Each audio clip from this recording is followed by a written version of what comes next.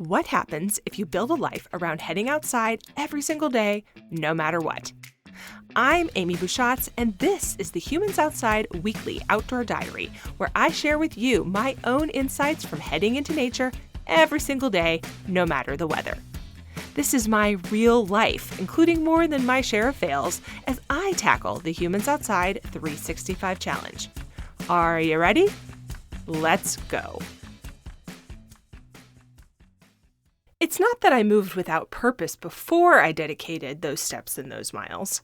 It's just doing so gave me a reason and motivation to keep going when staying the course seemed like a ridiculous idea for someone who enjoys sweatpants and snacks and a good book on the porch as much as I do. And yet, there I was, running a ridiculous distance yet again. I wasn't really a runner before the 2009 death of the soldiers in my husband's unit, the 117 Infantry Battalion, 5th Brigade, 2nd Division, out of Joint Base Lewis McChord, Washington.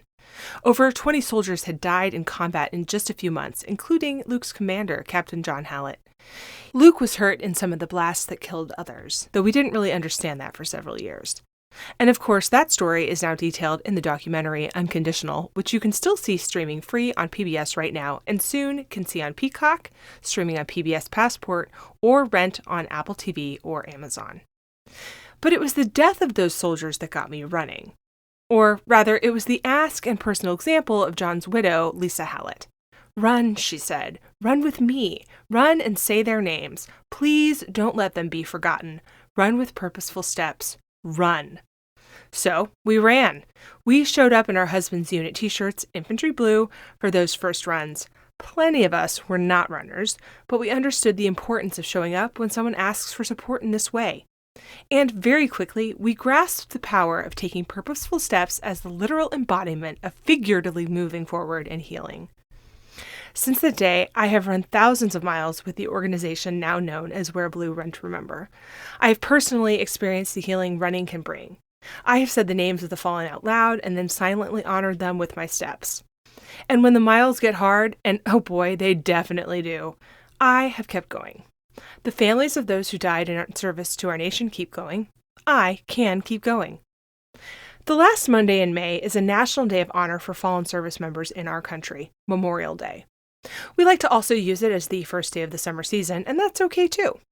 But I am hoping on Memorial Day weekend, you'll take some time to join me in honoring the fallen and feeling the power of taking purposeful steps for the sake of someone else. You don't have to know a fallen service member or his or her family to be able to take part, and you don't even have to run. Walking or hiking is great too. If you visit wearblueruntoremember.org, you can sign up to dedicate your Memorial Day miles and be assigned someone to remember. You can learn a little of their story. And you can know that somewhere a mom, dad, brother, sister, daughter, son, or friend misses them every single day. Honoring them means they're not forgotten, not the one who died, and not any of the ones that were left behind. It matters. I hope you'll join me as I wear blue and take purposeful steps on Memorial Day. I'll be logging my miles in this glorious Alaskan spring weather that has finally joined us here. We went out of state a few days to attend a screening of our documentary at the White House. Yes, really, where we also met the First Lady. When we left for Washington, D.C., there were hints that spring might be here. When we got home 4 days later, it had definitely arrived. You can see photos of our adventures, including many, many, many pictures of me running in blue on Humans Outside on Facebook and Instagram. Share your photos outside with me too with #HumansOutside365. Until next time, we'll see you out there.